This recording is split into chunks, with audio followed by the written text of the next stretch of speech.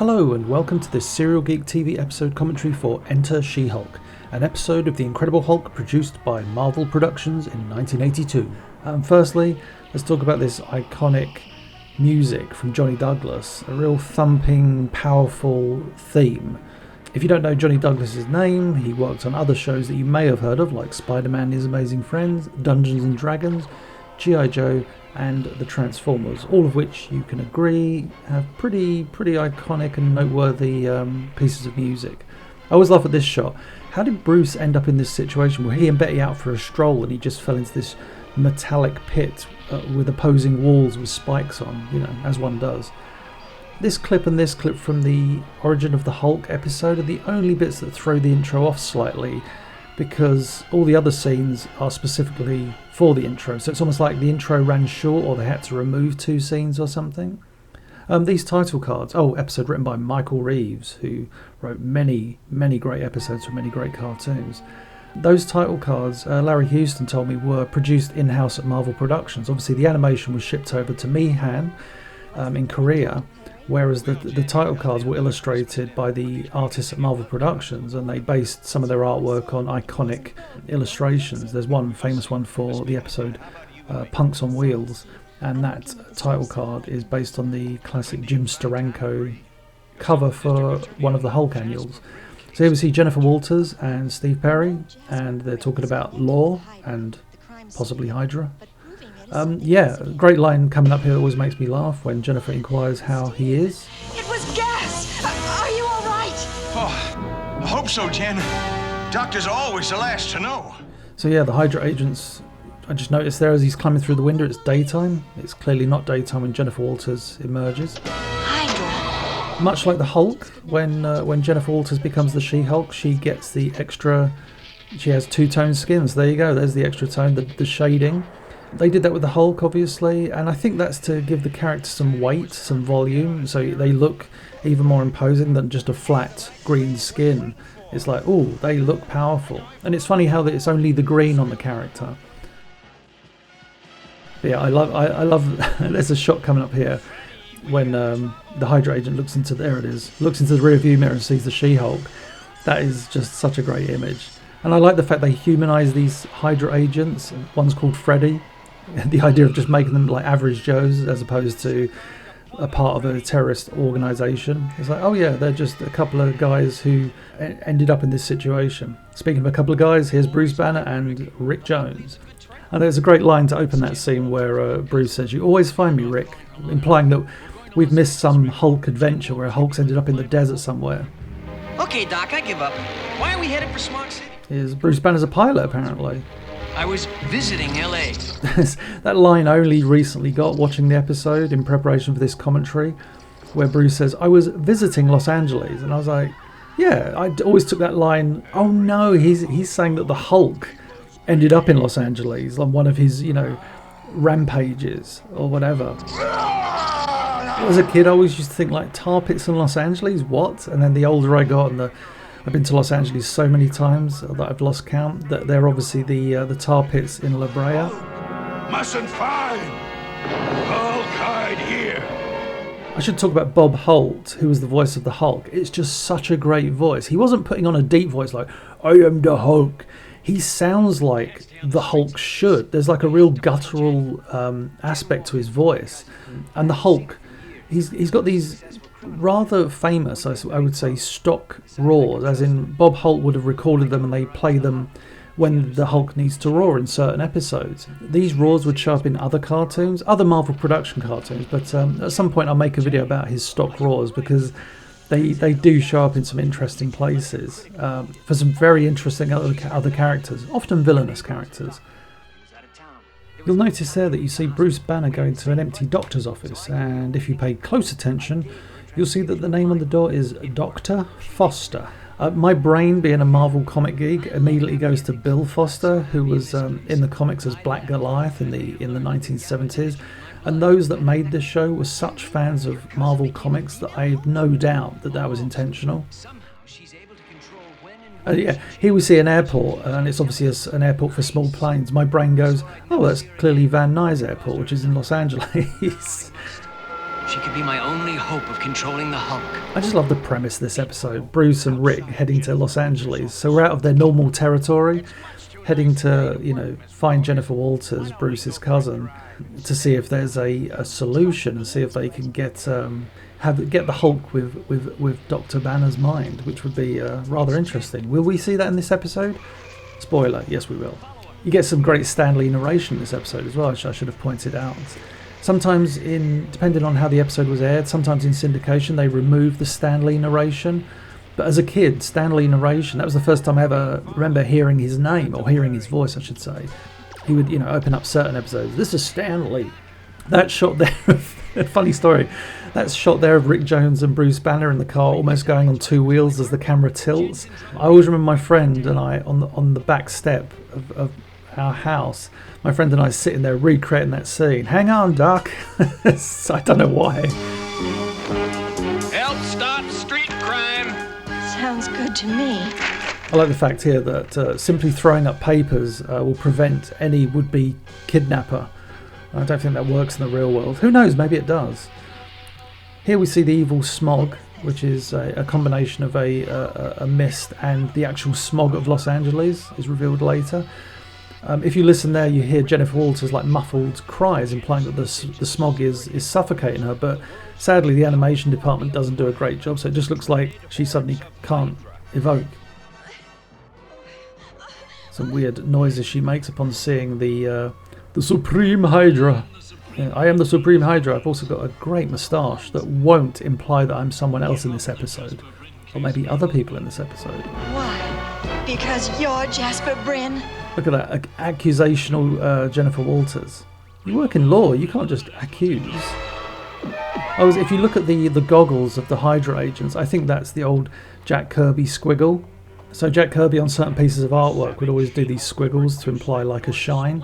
And I think that carried over into these designs. Again, the artists at Marvel Productions were such fans of the original Marvel Comics. Also, as a kid, I remember this being the first time I ever saw a character pick a lock with a hair clip. Obviously, it's a trope in TV and cartoons and etc. But I remember as a kid that the first time I saw that. Betty Ross here. First time we see her in this episode. Great character in the 80s, Betty Ross. She was, it's quite funny in this episode, I hadn't watched it in a while, and I remember thinking Betty's in this episode. Her role in this episode is incredible, as you will see. So yeah, I remember watching this cartoon first time around, which, because I've got the UK air dates, would have been the 25th of June 1984. And I was already a big fan of Marvel Comics at the time. I was never a DC Comics fan, but I would buy Marvel Comics. They used to sell them in my local shop on the bottom shelf. You'd have all the DC Comics, all the Marvel Comics lined up. And I would always buy the Hulk, and never a big Spider-Man fan as a kid, oddly, even though I liked the Amazing Friends show. But yeah, I was a huge fan of Marvel Comics and all the characters, especially the Hulk and the Avengers as a kid. So yeah, when this cartoon aired, I was all over it. And it used to air on Monday afternoons on Children's ITV. And here we go to an ad break.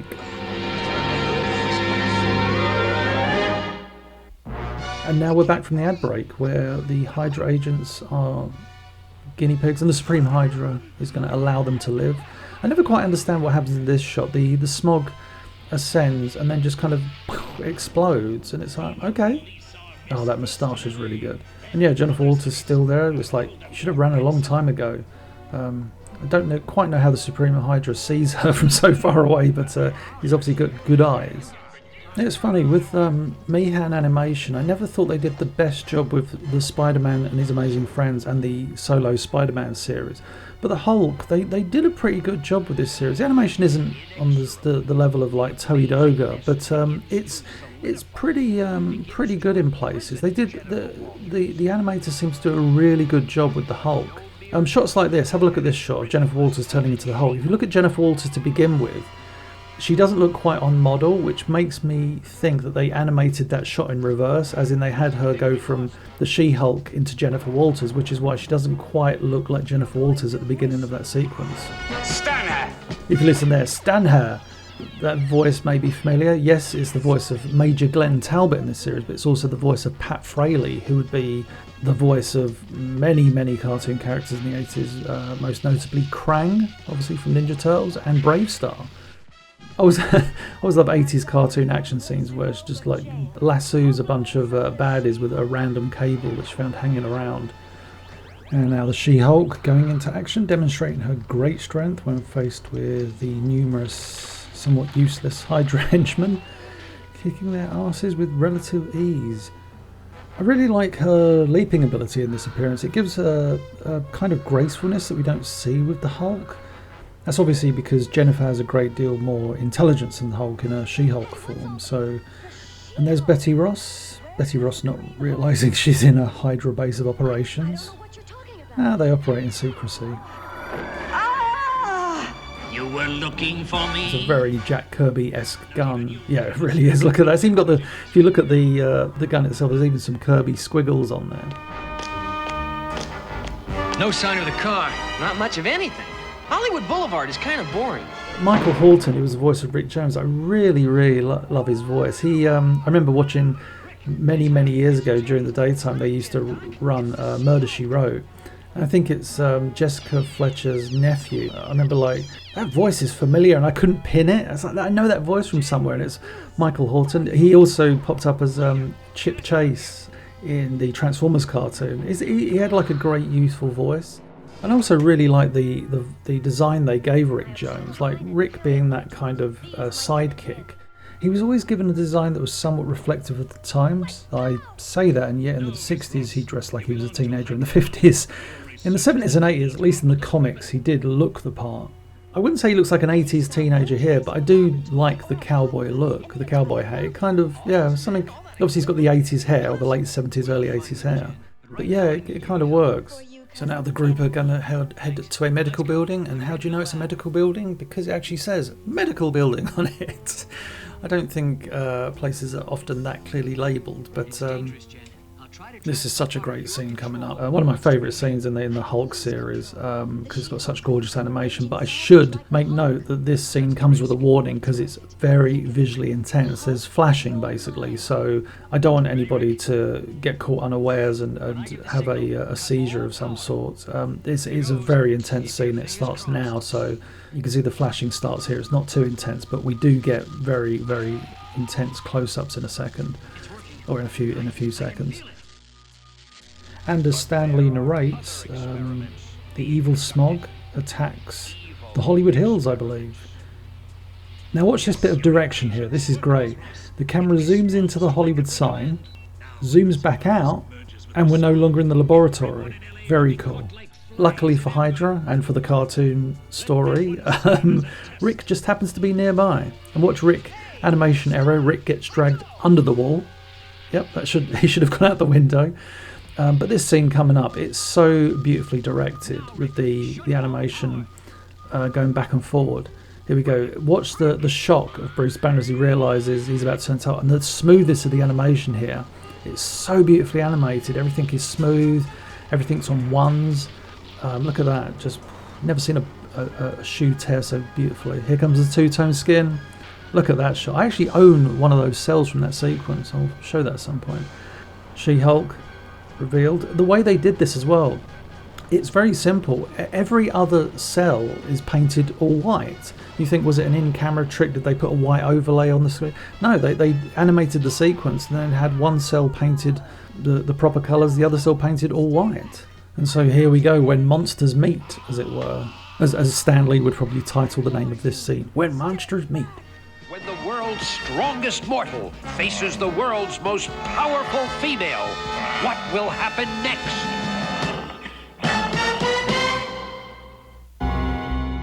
There's a great shot coming up here of the She-Hulk. Look at that, that's awesome.